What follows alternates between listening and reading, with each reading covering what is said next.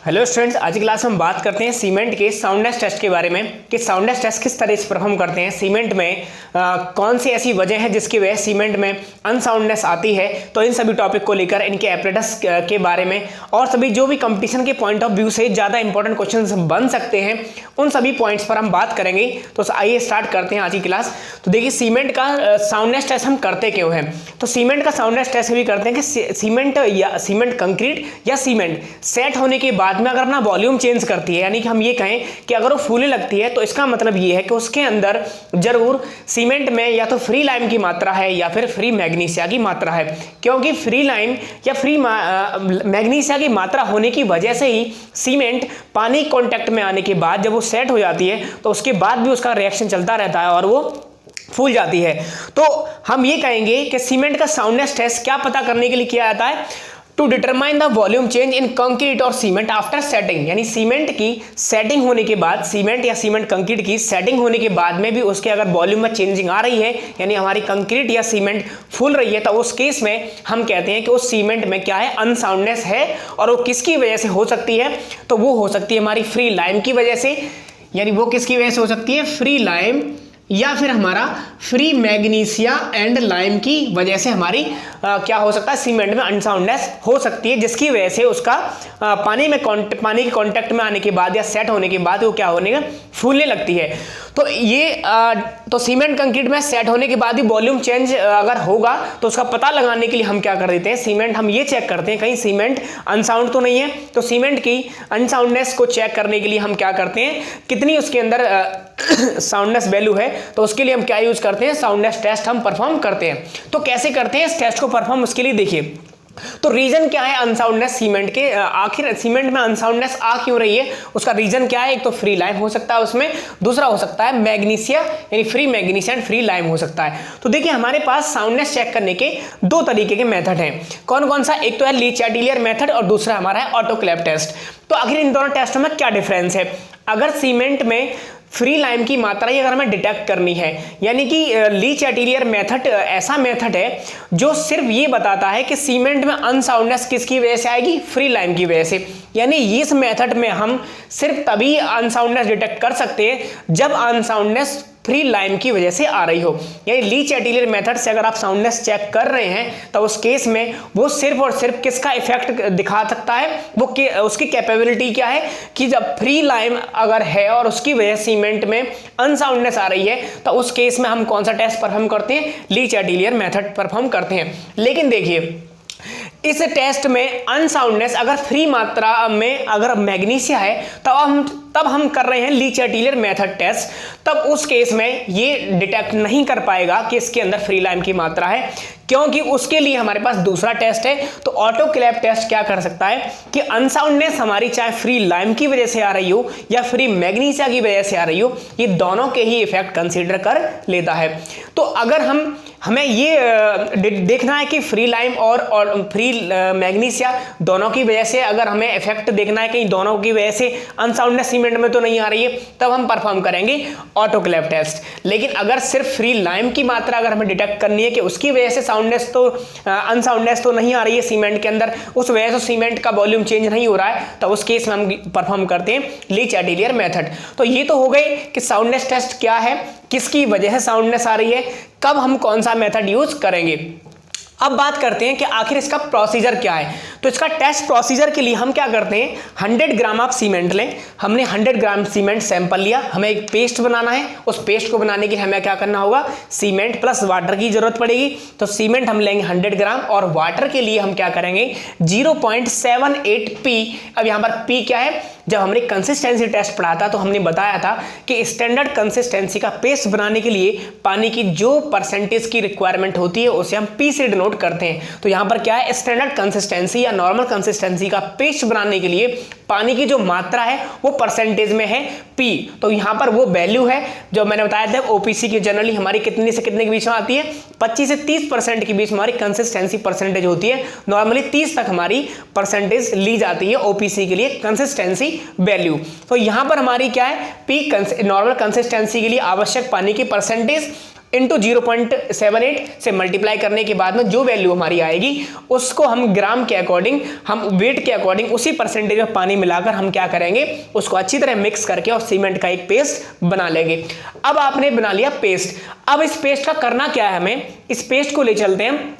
आज की क्लास हम पढ़ रहे हैं कि लीच एटिलियर मेथड से अगर हम परफॉर्म कर रहे हैं साउंडनेस टेस्ट परफॉर्म कर रहे हैं बाय लीच एटिलियर मेथड, तो हमें जानना होगा कि इस पेस्ट का लीच एटिलियर में कैसे यूज करेंगे और लीच एटिलियर एपरेटस हमारा कैसा होता है। तो देखिए लीच एटिलियर का एपरेटस का हमारा डायग्राम ये बना हुआ है। कैसा है ये डायग्राम, यहां पर ये इसका टॉप व्यू बनाया है मैंने। ये क्या है, इसका टॉप व्यू है, यानी अगर आप ऊपर से देखेंगे तो कुछ इस प्रकार का दिखाई देगा, और ये हमारा इसका फ्रंट व्यू है, यानी अगर इसको सामने से देखेंगे तो आपको कुछ इस प्रकार का दिखाई देगा। तो इसको अच्छी तरह समझने के लिए हम इसके टॉप व्यू में चलते हैं। तो देखिए ऊपर से देखने में ये गोल दिखाई दे रहा है, तो ये क्या है, एक हमारा सिलेंड्रिकल यानी कि बेलनाकार एक खोखला, एक हमारा ये बेलनाकार शेप का एक खोखला हमारा ये सिलेंडर होता है, और इसका इंटरनल डाया कितना होता है हमारा 30 mm। इसका इंटरनल डाया कितना है 30 mm, यानी 3 सेंटीमीटर इसका इंटरनल डाया है। और जो इसके साइड में जो आपको थिकनेस दिखाई दे रही है, ये थिकनेस, इसकी मोटाई क्या है, इसकी जो थिकनेस है वो है 0.5 mm, और इधर की भी थिकनेस हमारी कितनी है, ये वाली, ये भी कितनी है 0.5 mm। तो अब आप देखिए कि 0.5 mm इधर का और 0.5 mm इधर का, तो टोटल आउटर डाया अगर हमसे पूछता है लीच एटिलियर एपरेटस का, तो कितना हो जाएगा हमारा 31 mm इसका आउटर डायामीटर हो जाएगा। तो लीच एटिलियर एपरेटस का इंटरनल डाया कितना है 30 mm, लेकिन आउटर डाया कितना है 31 mm। अब यहां पर हमारा क्या लगा है, इंडिकेटर लगा हुआ है।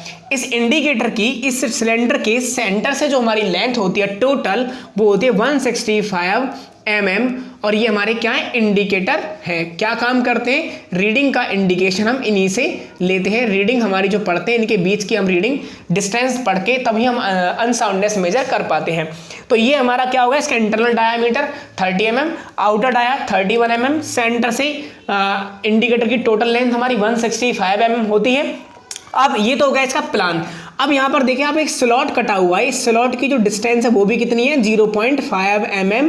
हमारी स्लॉट बहुत ही महीन सा एक स्लॉट रहता है ये वाला, ठीक है।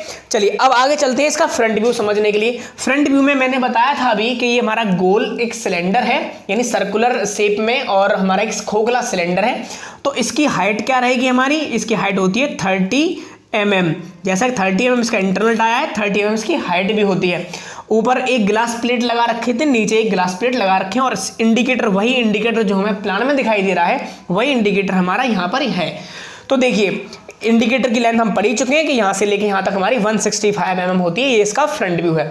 अब हम क्या करेंगे, नीचे से एक ग्लास प्लेट लगाएंगे, ऊपर वाली ग्लास प्लेट हटा देंगे, और हमने इस सीमेंट पेस्ट को जो हमने तैयार किया है, इस पेस्ट को हम मोल्ड में भर देंगे। मोल्ड में भरने के बाद में इस ग्लास, ऊपर वाली ग्लास प्लेट को भी बंद कर देंगे, और ऊपर किसी वजनदार किसी सामान से हम क्या करें, इसको पूरा बंद करके इसको हम पानी में रख देंगे। कितने घंटे के लिए, 24 घंटे के लिए। यानी जो पेस्ट हमने मोल्ड में भर दिया है, पेस्ट को तैयार किया सबसे पहले कैसे, 100 ग्राम सीमेंट ली और 0.78 p वाटर लिया, अच्छी तरह मिक्स किया, पेस्ट बन गया। पेस्ट को उठाया हमने सिलेंडर में भर दिया, और भरने के बाद क्या करेंगे, ऊपर और नीचे ग्लास की प्लेट लगा के प्लस उसका वेट के हिसाब से हम क्या करेंगे, उस पेस्ट को पूरे को 24 घंटे तक के लिए 27 से 32 डिग्री सेंटीग्रेड पर हम कहीं पानी में उसको हम रख देंगे। अब क्या करेंगे, हम भरकर 24 इतने डिग्री सेंटीग्रेड तक हम उसको रख देते हैं। अब आगे देखिए 24 घंटे बाद हम क्या करेंगे, उसको निकाल लेंगे। 24 घंटे बाद उसको हम जब निकालेंगे तब हम क्या करेंगे, इंडिकेटर की जो डिस्टेंस है, ये जो इंडिकेटर की डिस्टेंस सपोज करो वो एक्स आई है, ये एक्स हमारी डिस्टेंस जितनी भी आई है इंडिकेटर डिस्टेंस मेजर कर लेंगे। अब हमें क्या करना है, इस पूरे पेस्ट को 3 घंटे तक बॉइल्ड वाटर में रखना है। यानी बॉइल्ड वाटर में कितने घंटे तक रखेंगे, हम 3 घंटे के लिए रखेंगे, और 3 घंटे बाद रखने के बाद हम क्या करेंगे, उसको निकालेंगे, फिर दोबारा से हम उसकी इंडिकेटर चेक करेंगे। सपोज करो यहाँ पर तो इंडिकेटर की डिस्टेंस हमारी एक्स आई थी, और यहाँ पर हमारी एक्स डैश आई है, ठीक है। तो कितना, अगर सीमेंट में वॉल्यूम चेंज हुआ होगा तो जाहिर सी बात है ये इंडिकेटर हमारा कैसे फैल गया होगा, इंडिकेटर हमारा इस तरीके से फैल गया होगा, कुछ इस तरीके से ऐसे। अगर इसका वॉल्यूम एक्सपेंशन हुआ है तो इंडिकेटर का एक्सपेंशन भी हमारा कुछ इस तरीके से हमें देखने को मिलेगा ऐसे। तो ये हमारी जो डिस्टेंस है ये वाली, ये टोटल एक्स डैश डिस्टेंस हो जाएगी यहाँ पर। अगर सीमेंट का वॉल्यूम फैलेगा, वॉल्यूम चेंज होगा, तो ये इंडिकेटर क्या हो जाएंगे, बढ़ जाएगा। तो अब हमें क्या करना है, एक्स डैश में से एक्स घटा देना है, डिफरेंस ऑफ इंडिकेटर डिस्टेंस निकाल लेना है। अगर वो डिस्टेंस हमारा परमिसिबल लिमिट से ज़्यादा है, हर सीमेंट की एक परमिसिबल लिमिट है, उस लिमिट से अगर ज़्यादा है तो हम कहेंगे सीमेंट में अनसाउंडनेस है, सीमेंट हमारा ठीक नहीं है। तो उस कौन कौन सीमेंट है हमारा, अगर ऑर्डिनरी पोर्टलैंड सीमेंट या रैपिड हार्डनिंग सीमेंट या लो हीट सीमेंट या पोर्टलैंड पोज़ोलाना सीमेंट के लिए ये वैल्यू हमारी हम 10 mm लेते हैं। ये 10 mm से इंडिकेटर की डिफरेंस, रीडिंगों का डिफरेंस नहीं होना चाहिए। अगर है तो सीमेंट ठीक नहीं है, यानी उसके अंदर फ्री लाइम की मात्रा ज़्यादा है। अब हाई एल्यूमिना सीमेंट या सुपर सल्फेट सीमेंट की अगर हम बात करें तो ये हो जाएगा हमारा 5 mm, ये हमारी वैल्यू है। एंड इन सीमेंट के लिए 5 mm तक ही परमिसिबल लिमिट है किसकी, अनसाउंडनेस की, इससे ज़्यादा नहीं होनी चाहिए। अगर इन सीमेंट के लिए ये वैल्यू 5 mm से ज़्यादा है, डिफरेंस इंडिकेटर का 5 mm से ज़्यादा है, तो हम कहेंगे ये दोनों सीमेंट हमारे ठीक नहीं है, यूज के इंजीनियरिंग पर्पज से यूज के लिए वो अच्छे मटेरियल नहीं माने जाएंगे। तो आज की क्लास थी हमारी साउंडनेस टेस्ट के बारे में।